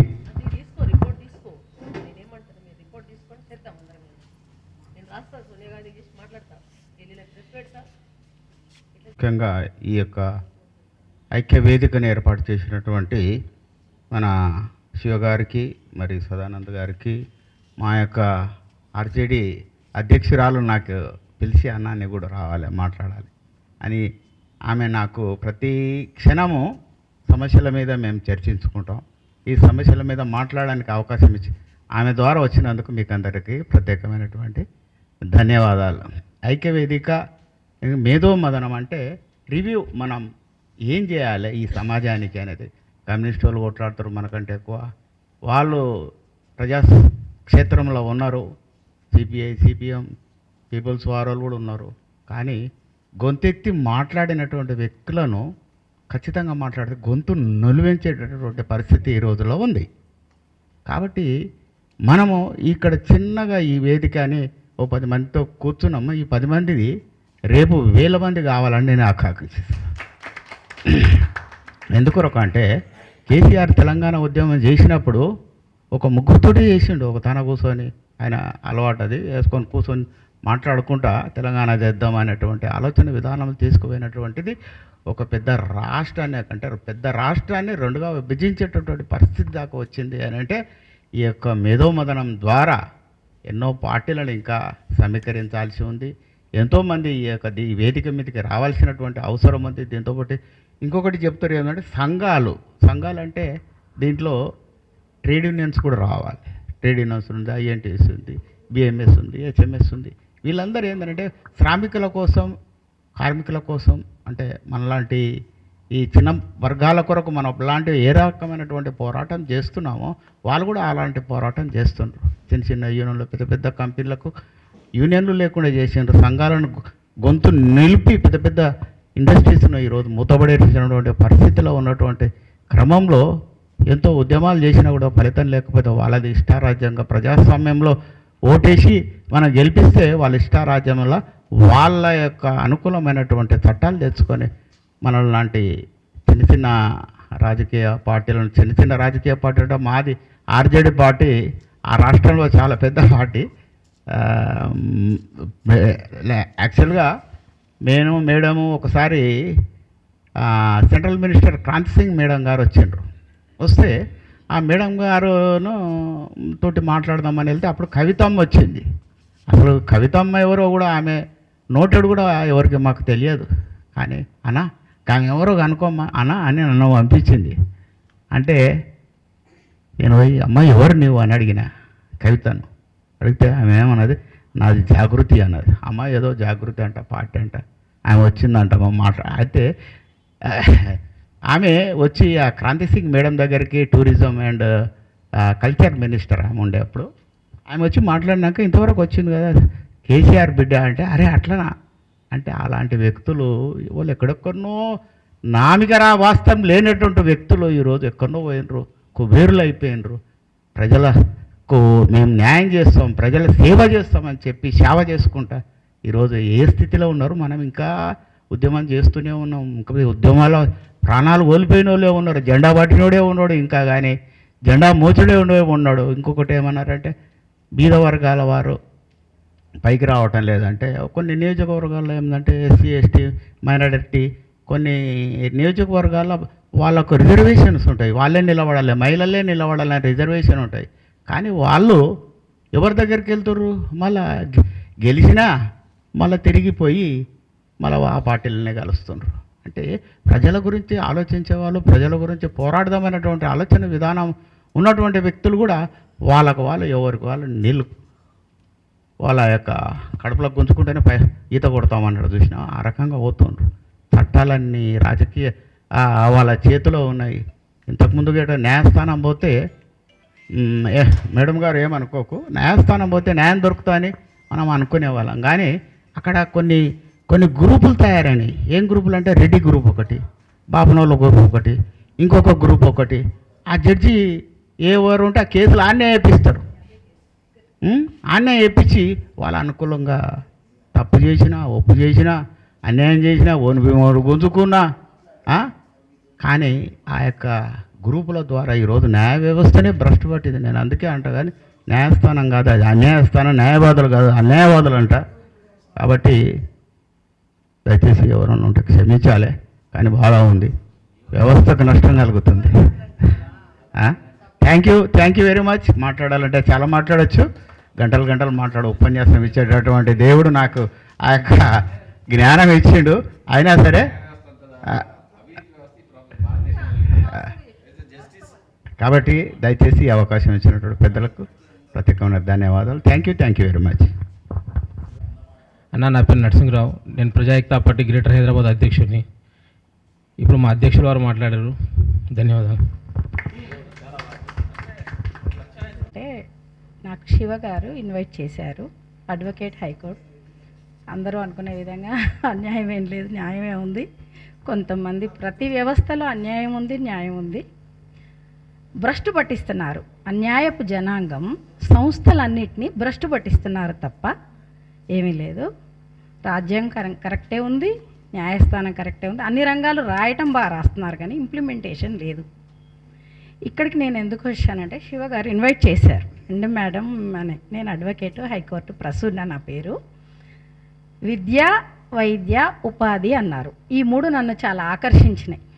Vidya private స్కూల్లో ఉన్నోళ్ళ పిల్లలు చదువుతున్నారు, పేదవాళ్ళు గవర్నమెంట్ స్కూల్. ఆ సిస్టమ్ పోవాలి. రేవంత్ రెడ్డి మనవడైనా మామూలు రిక్షా వాడి పిల్లోడు కూడా ఒకే స్కూల్లో ఒకే బెంచ్ మీద కూర్చోవాలనేది నా యొక్క ఆలోచన. అలాగే వైద్యం కూడా కార్పొరేట్ హాస్పిటల్స్లో డబ్బులున్నోడు కాంటినెంటల్లో ఎక్కడెక్కడో చేయించుకుంటున్నారు, పేదవాడు గవర్నమెంట్ హాస్పిటల్లో ఎక్కడో చేసుకుని అది ఫెయిల్ అయిపోయి చనిపోతున్నారు. అలా కాకుండా ఇప్పుడు పొలిటికల్ లీడర్సే కావచ్చు, సినీ యాక్టర్స్, సెలబ్రిటీస్ కావచ్చు, వాళ్ళకి ఒక పేదవాడికి కూడా సేమ్ ట్రీట్మెంట్ జరగాలి. సపోజ్ స్టంట్ వేయాలన్నా, హార్ట్ అటాక్ వచ్చినా, ఏదన్నా అయినా కూడా 10 లక్షలు పట్టుకోవాలి, లేనోడు చనిపోతున్నాడు. అలా కాకుండా పొలిటికల్ లీడర్ అయినా, సెలబ్రిటీ అయినా, అడుక్కునేవాడికి కూడా సేమ్ ట్రీట్మెంట్ జరగాలనేది నా యొక్క కోరిక. అలాగే ఉపాధి కూడా ఎన్నో అవకాశాలు ఉన్నాయి, కానీ రెడ్డి అనే అతను అధికారంలో ఉంటే రెడ్డిస్కి అందరికి ఉద్యోగాలు వస్తున్నాయి. చౌదరి అనేవాడు ఒకడు ఉంటే కమ్మోడు వాళ్ళ చుట్టాలందరినీ లాగేసుకుంటున్నాడు. అయితే ఎస్సీ, ఎస్టీ, బీసీ వాళ్ళకి న్యాయం జరగట్లేదు. కాబట్టి ఈ 3 వ్యవస్థల్లో మార్పు తీసుకొస్తారని ఇక్కడికి రావడం జరిగింది. నేను ఏ పార్టీని దూషించడం లేదు, దుయ్యబట్టడం లేదు. ప్రతి పార్టీలో అన్యాయం ఉంది, ప్రతి పార్టీలో కొంతమందిలో న్యాయం ఉంది. కాబట్టి మనం ఈ సిస్టమ్ నడుస్తుంది. ఓకేనా? అయితే విషయం ఏంటంటే, ఇప్పుడు మన ఈ సంగమం మనం అందరం కలిసాం కదా, ఈ సంగమం, ఈ మీటింగ్ ద్వారా ఈ 10 మంది అని నేను అనుకోవట్లా, 15 మంది అనుకోవట్లా. ఒక్కొక్కరు రేపు పొద్దున్న 150 మంది అవ్వచ్చు, 1500 మంది అవ్వచ్చు, 15,000 మంది అవ్వచ్చు, 15 లక్షల మంది కూడా అవ్వచ్చు. మనం అందరం సంఘటితంగా ఐకమత్యంగా ఉంటే ఎటువంటి అన్యాయస్తున్నైనా, ఎంత కరప్షన్ అయినా తీసేయచ్చు. అది అడ్వకేట్స్ వల్లనే అవుతుంది, కామన్ సిటిజన్స్ వల్ల కాదు అని మాత్రం అనుకోవద్దు. ప్రతి పర్సన్ వల్ల అవుతుంది, కాదు అనేది లేదు. మనం చేయాలనే సంకల్పం, దృఢ సంకల్పం ఉంటే ఏదైనా, ఎవరైనా, ఎలాగైనా సాధించవచ్చు. ఒకటి, ఈ యొక్క మీటింగ్ యొక్క రిజల్ట్ ఏంటంటే, నేను సదానంద్ సార్ని, శివగారిని, మేడంని, ఇక్కడున్న సర్స్ అందరినీ నేను రిక్వెస్ట్ చేసేది ఏంటంటే, మనమంతా ప్రతి ఒక్క సిటిజన్ హృదయాలలోకి వెళ్ళి ఆ అన్యాయం తీసేసి నీతిగా బతకాలన్న ఆలోచన మనం పుట్టిస్తే చాలు. పుట్టించి కొంతవరకైనా రూపుమాపలేము, పూర్తిగా రూపుమాపలేమండి. ఒక్క రోజులో సొసైటీ అంతా, దేశం అంతా, రాష్ట్రం అంతా బాగైపోవాలంటే అవ్వదు, టైం పడుతుంది. It will takes time. కాకపోతే మనకు ఓపిక ఉండి, సంఘటితంగా ఉండి, సార్ను సపోర్ట్ చేస్తూ, వీళ్ళు ఏ మంచి పనులు చేస్తున్నారో వాళ్ళందరికీ నా పూర్తి సహాయ సహకారాలు ఉంటాయి. ఓకేనా? థ్యాంక్ యూ వెరీ మచ్ ఈ ఆపర్చునిటీ నాకు ఇచ్చినందుకు. ఉచిత వైద్య, ఉచిత విద్య అనేది మా పార్టీ విధానం ఇది. కానీ ఇది పార్టీ గురించి చెప్తున్నాను. ఇప్పుడు ఉచిత బస్సు అని కేవలం మహిళలకే ఇస్తున్నారు. మహిళలు ఒక్కరే ఉచితంగా ఉన్నారా?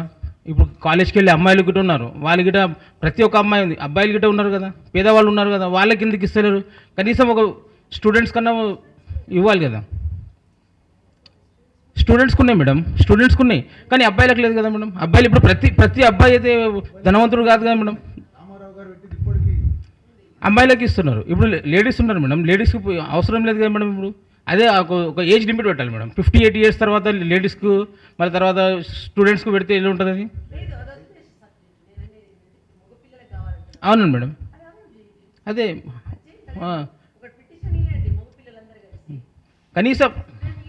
కనీసం ఇప్పుడు ఆడపిల్లలకి ఇస్తున్నారు సార్. ఇప్పుడు కాలేజ్ స్టూడెంట్స్ కానీ ఇవ్వాలి కదా మేడం. అవునండి,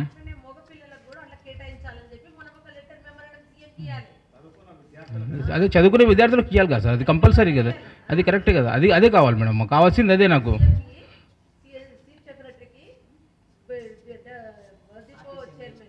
ఆర్టీసీ చైర్మన్కు. సరే మేడం, సరే మేడం, సరే మేడం, అదే కదా, అదే కదా, అది కావాలి మేడం, అదే దాని విధంగా. సరే madam, okay madam, thank you. Sir okay sir, okay, thank you sir. నిజంగా ఒక పవిత్రమైన కార్యక్రమంగా మనం భావించాలి. ఇప్పటి వరకు అధికార పార్టీ కానీ, ప్రతిపక్ష పార్టీలు కానీ, మనకు స్వాతంత్రం వచ్చి 80 సంవత్సరాలు అవుతుంది. ప్రజల సమస్యలు అట్లాగే ఉన్నవి, అవసరాలు అట్లాగే ఉన్నవి, సవాళ్ళు అట్లాగే ఉన్నవి, కష్టాలు అదే విధంగా ఉన్నవి, బాధలు అదే విధంగా ఉన్నాయి. కానీ ఏ పార్టీ కూడాను ఇప్పటి వరకు ప్రజలకు తృప్తిని, సంతృప్తిని ఇచ్చిన దాఖలాలు లేవు. వీటినన్నిటిని పరిగణనలోకి తీసుకొని ప్రస్తుతము ఉన్న రాజకీయ పార్టీలను అందరినీ నిజంగా బంగాళాఖాతంలో వేసేందుకు మనమందరము చిన్న చిన్న రాజకీయ పార్టీలన్నీ ఏకమై సమైక్యంగా కలిసిమెలిసి ఈ మేధో మదన సదస్సు ద్వారా రాజకీయ పార్టీల ఐక్య వేదికతో మునుముందు అంటే ఈ 2 సంవత్సరాలలో వచ్చే నెల నుంచి తప్పనిసరిగా ప్రజలను చైతన్యపరచి ప్రజల అవసరాలు, సమస్యలు, బాధలు, కష్టాలు, సవాళ్లను తీర్చేందుకు మనమందరము ఈ రాజకీయ పార్టీల వేదిక ద్వారా ప్రతి ఒక్క ఈ రాజకీయ పార్టీలని ఏకమై ముందుకు పోవాలని, ప్రజల సమస్యలను పరిష్కరించేందుకు మనము ఉత్సాహంతో ధైర్యంగా ప్రయత్నం చేసి మనమందరము కలిసిమెలిసి ప్రజల సమస్యలను తీర్చేందుకు ఈ వేదికను పంచుకోవాలని మనం ఇక్కడ సమావేశమైన అందరికీ పిలుపునిస్తూ శివగారిని చివరిగా మాట్లాడమని కోరుతూ ముగిస్తున్నాను.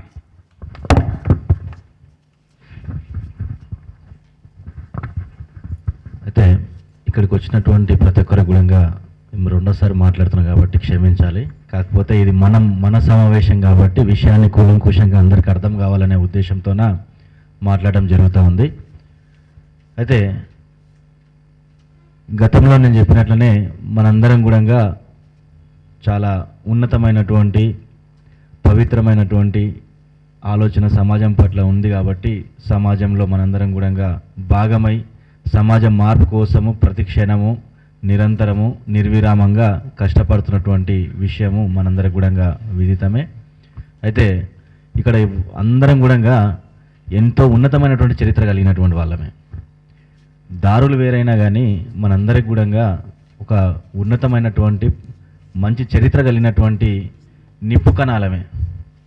హనుమంతుడు తోకతో లంకను అంటిపెట్టినట్ల ఇక్కడ ప్రజాస్వామ్య నిర్మాణంలో పాలకుల్ని ఎండగట్టడంలో లంక కంటే పెద్దగా అంటిపెట్టేటువంటి శక్తి సామర్థ్యాలు ఉన్నటువంటి వారందరం కూడా కూర్చున్నాం. అది 10 మంది కానీ 5 మంది కానీ దాంట్లో సంఖ్యాబలంతో పని లేదు, ఆలోచన బలంతోనే పని అనే విషయాన్ని మీ అందరు కూడా తెలియజేస్తా ఉన్నా. కాబట్టి ఇంకా మనకు ఎన్నికలకు 2.5-3 సంవత్సరాల కాల వ్యవధి ఉంది. ఆ ఎన్నికల లోపట కూడా మనం ప్రజల్ని చైతన్యపరచడానికి ఒక వేదికగా ఏర్పడి ప్రజాస్వామ్యంలో ప్రజల్ని చైతన్యపరచడమే ఒక ప్రధాన లక్ష్యంగా భావించి మనం ముందుకెళ్తే కనుక విజయం సాధిస్తామనే విషయాన్ని మీ అందరికీ తెలియజేస్తా ఉన్నా. గతంలో ఎన్టీ రామారావు గారు పాలించేంతవరకు కూడా ప్రభుత్వం నడిపేంతవరకు కూడా ఓటుకు నోటు వ్యవస్థ లేదు. ఎప్పుడైతే చంద్రబాబు నాయుడు గారు అధికార దాహానికి కకృతి పడి ప్రజల్ని ఓటుకు నోటు అనే సాంప్రదాయాన్ని తీసుకొచ్చి అది చాప కింద నీరులాగా మొదలైపోయి ఇలా అవినీతి అంతా కూడా రాష్ట్రాన్ని శాసిస్తుంది, ఆ స్థాయికి తీసుకుపోయినటువంటి వ్యవస్థ నిర్మాణం జరిగింది. కాబట్టి ఆ వ్యవస్థ మీద మనందరం కూడా కలిసి పనిచేయాలి. ఆ వ్యవస్థని అరికట్టి నిర్మూలించడానికి మనందరం కూడా చేయి కలపాలనే ఉద్దేశాన్ని మీ ముందు పెడతా ఉన్నాం. అదేవిధంగా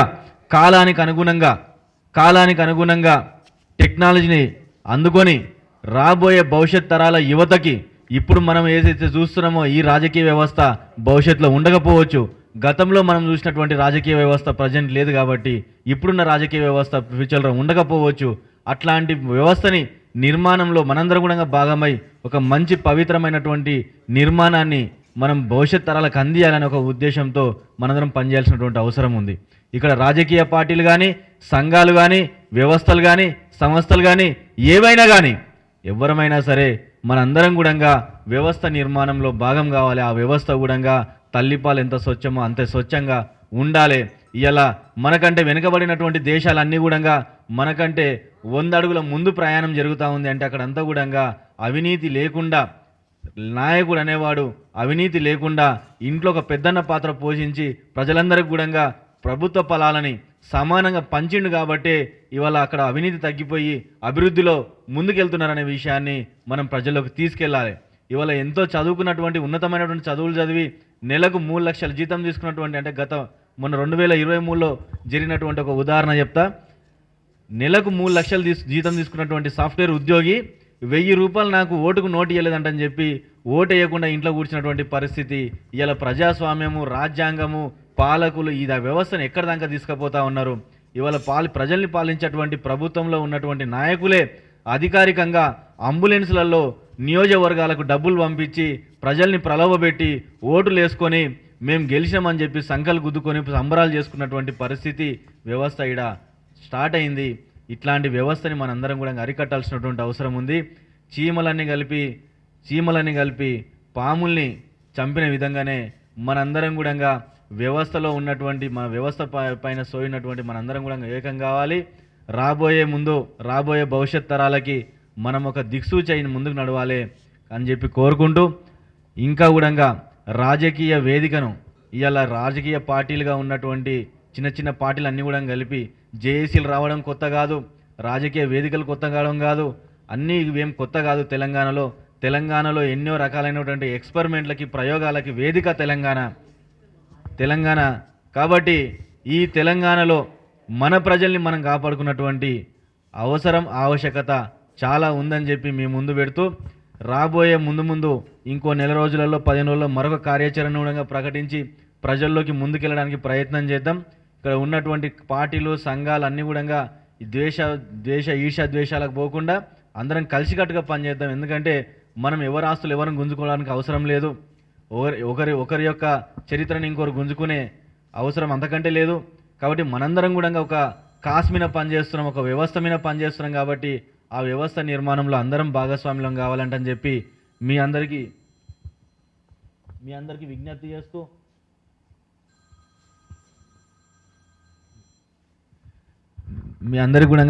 చేస్తూ తప్పకుండా మీకు తెలిసినటువంటి సంఘాలను అన్నిటిగా మరి ఒక త్వరలోనే ఇంకో మీటింగ్ అనౌన్స్మెంట్ కూడా పెట్టుకుందాం.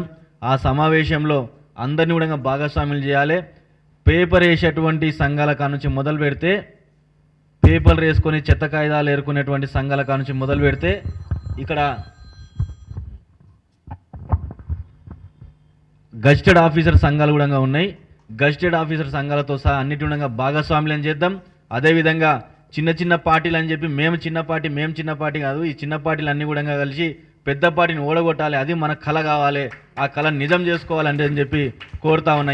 ఇలా పార్టీలు అంటే ఎవరైనా సరే బీజేపీ, కాంగ్రెస్, బీఆర్ఎస్ అంటనే చూస్తున్నారు. ఇది కాదురా నాయన, పార్టీలు అంటే ప్రజల కోసం పనిచేసే పార్టీ, ప్రజల కోసం తాపత్రయ పార్టీ, ప్రజల పార్టీ, ప్రజానాయకుడు అవుతాడనే విషయాన్ని మనం ప్రజలకు తెలియజెప్పాలి. ఓటుకు నోటు అనే విషయంలో అందరూ కూడా పనిచేస్తున్నారు, కానీ దీన్ని ఎక్కడ కూడా సక్సెస్ జరుగుతలేదు. నేను మొన్న రీసెంట్గా జూబ్లీస్ ఎలక్షన్ల విషయంలో ఎలక్షన్ కమిషన్ మాట్లాడినప్పుడు అడిగినా, అయ్యా ఓటుకు నోటు అందరూ కూడా ప్రలోభాలకు పెడుతున్నారు, వాళ్ళకి మిక్సీలు ఇస్తారు, కుక్కలు ఇస్తారు, చీరలు ఇస్తారు, బీర్ సీసాలు ఇస్తారు, గెలవకపోతే వాడు ఇంటింటికి పోయి అడుక్కుంటున్నారు మళ్ళీ రిటర్న్. అట్లాంటివి వచ్చినప్పుడు మీరు వాళ్ళని అరెస్ట్ చేయకుండా ఏం చేస్తూ ఉన్నారు? వాళ్ళ మీద దృష్టి పెట్టి అరెస్ట్ చేయాలి కదా. ఇది కదా ప్రజాస్వామ్యం నిర్మాణం జరగాలి. వాడు బాజప్తా నేను ఇచ్చినా అంటని చెప్పి అడుక్కుంటున్నప్పుడు, నేను ఇచ్చినా అని చెప్పిన అంటే నేను ప్రలోభ పెట్టినా అని చెప్పినప్పుడు అది అన్యాయమే కదా. వీళ్ళని మీరు అరెస్ట్ ఎందుకు చేయరు అంటని చెప్పి అన్నాం. దాని మీద కొంత వాళ్ళు మనకి ఇచ్చేటువంటి ఎక్స్ప్లెనేషన్ ఇచ్చారు, అదంతా సాటిస్ఫైగా లేదు, అది వేరే విషయం. కాబట్టి ఇట్లాంటి విషయాలన్నీ ప్రజల్లోకి తీసుకెళ్ళాలి. ప్రజలు నువ్వు స్వచ్ఛందంగా ఓటు వేస్తే వాడు స్వచ్ఛందంగా నీకు పని చేసి పెడతాడనే ఒక మెసేజ్ని ప్రజలకు చెవుల్లో చెప్పాలి. ఇవాళ మనం మాట్లాడుకున్నటువంటి విషయాలు, మనం ఆలోచిస్తున్న విషయాలు కొత్త విషయాలు కావు, అందరికీ తెలిసిన విషయాలే. కానీ దీని రూపాంతరం పొందే విధానము ప్రజలకి వెళ్ళేటువంటి దారి మనం ఏర్పరచుకోవాలి. ఇవాళ అన్యాయం జరుగుతలేదని కాదు, ఇలా బలహీన అట్టడుగు అణగారిన వర్గాలకు ఎక్కడ కూడా న్యాయం జరుగుతుందని చెప్పి మనం గుండె మీద చెప్పలేనటువంటి పరిస్థితిలో ఉన్నాం.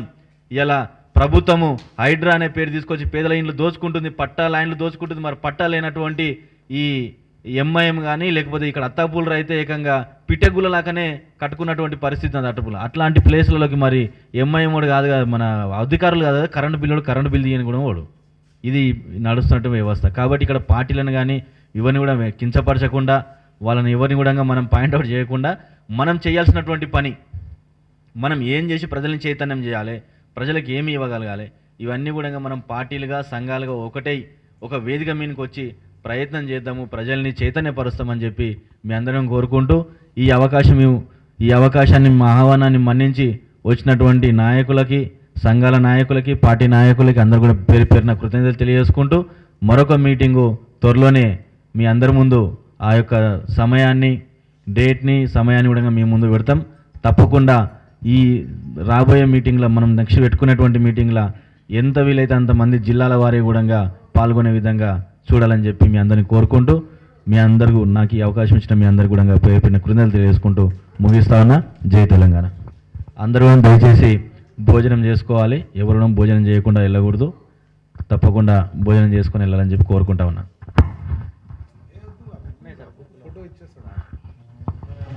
మనం ఒక ఫోటో దిగుదాం ఇక్కడ.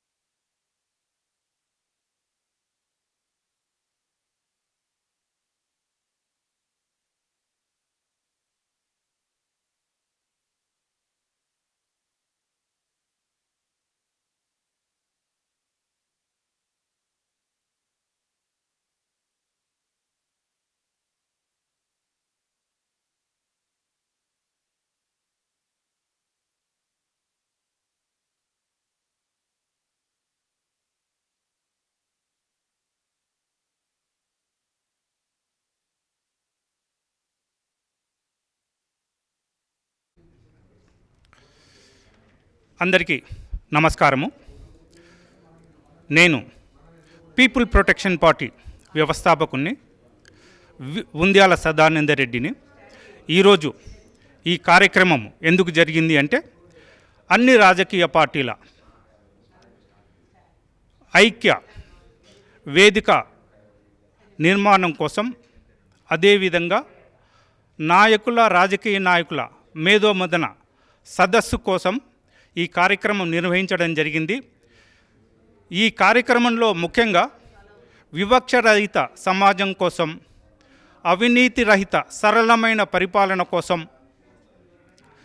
నైతిక విలువల అత్యున్నత ప్రమాణాల ఉచిత విద్య కోసం, అత్యున్నత ప్రమాణాల ఉచిత వైద్యం కోసం, ప్రజలందరికీ ఉపాధి అవకాశాల కల్పన కోసం, రిజర్వేషన్లలో ఉన్న లోపాల ప్రక్షాళన కోసం, సమాజంలో భాగమైన మహిళలకు 50% రిజర్వేషన్ ఇచ్చేందుకై ప్రజలు యొక్క సమస్యలు, అవసరాలు, కష్టాలు, బాధలు, సవాళ్లను తీర్చేందుకు ఈ రాజకీయ వేదిక ద్వారా ఎంతమంది అయితే వస్తారో వాళ్ళందరినీ కలుపుకొని, ఎలాంటి భేషజాలకు పోకుండా ఐకమత్యంతో సమైక్యంగా కార్యాచరణ చేపట్టి ప్రజలను చైతన్యపరిచి, ప్రజాస్వామ్యంలో ప్రజలే యజమానులు కాబట్టి వారికి సేవ చేసేందుకు ఈ వేదిక మూలం కావాలని నేను కోరుకుంటూ, ప్రజల సమస్యలు, సవాళ్లను తీర్చేందుకు ప్రతి రాజకీయ పార్టీ ఏకం కావాలని, ప్రజలను చైతన్యపరిచేందుకు కావలసిన పరిస్థితులను కల్పిస్తూ ముందుకు పోవాలని కోరుకుంటూ ముగిస్తున్నాను.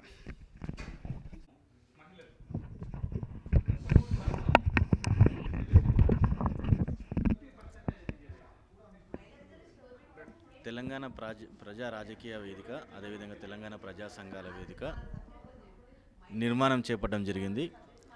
తెలంగాణ వ్యాప్తంగా ఉన్నటువంటి సంఘాలు కానీ, అదేవిధంగా వివిధ రాజకీయ పార్టీలు కానీ, ఇవన్నీ కూడా ఒక వేదిక మీదకి వచ్చి తెలంగాణలో ఉన్నటువంటి ప్రజల్ని, అదేవిధంగా తెలంగాణలో ఎదుర్కొన్నటువంటి ఇబ్బందులను అన్ని కూడా అద్దం బట్టి ప్రజా చైతన్యం చేయాలనే ఒక ఉద్దేశంతోన ఇక్కడ ఉన్నటువంటి రాజకీయ పార్టీలన్నింటిని ఏకం చేయాలి, అదేవిధంగా సంఘాలను ఏకం చేయాలని ఈ వేదిక ఏర్పాటు చేయడం జరిగింది.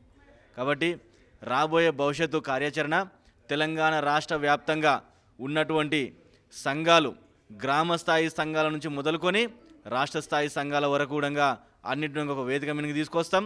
అదేవిధంగా తెలంగాణ రాష్ట్ర వ్యాప్తంగా ఉన్నటువంటి పార్టీలు ఏవైతే ఉన్నాయో ఆ పార్టీలు అన్నింటిగా ఒకే వేదిక మీదకి తీసుకొచ్చి తెలంగాణ ఉద్యమాన్ని ఏ విధంగా అయితే ఉర్రూతలూగిచ్చిరో తెలంగాణ రాష్ట్రంలో తెలంగాణలో ఉన్నటువంటి ప్రజలకి ఉద్యమాలు చేయడం అనేది కొత్త కాదు. అది ఇక్కడ ఉన్నటువంటి అవినీతి పైన, ఇక్కడ ఉన్నటువంటి అరాచకాలపైన, దోపిడీపైన, అదేవిధంగా పాలిస్తున్నటువంటి ప్రభుత్వం ఇచ్చినటువంటి హామీలను తుంగలో దొక్కి ఇవాళ ప్రజల్ని మసిపూసి మాడికాయ చేసి చూపిస్తున్నటువంటి విధానాలన్నిటి ప్రజల్లోకి తీసుకెళ్తాం. ఎక్కడైతే ప్రజాస్వామ్య వ్యవస్థ నిర్మాణం జరగాలో, ఎక్కడైతే ప్రజాస్వామ్యబద్ధంగా రాజ్యాంగబద్ధంగా ఓటు హక్కు ద్వారా నాయకుని ఎన్నుకోవాలనే ఒక ప్రజాస్వామ్య వ్యవస్థ నిర్మాణం జరుగుతుందో అక్కడే అవినీతి జరుగుతుంది.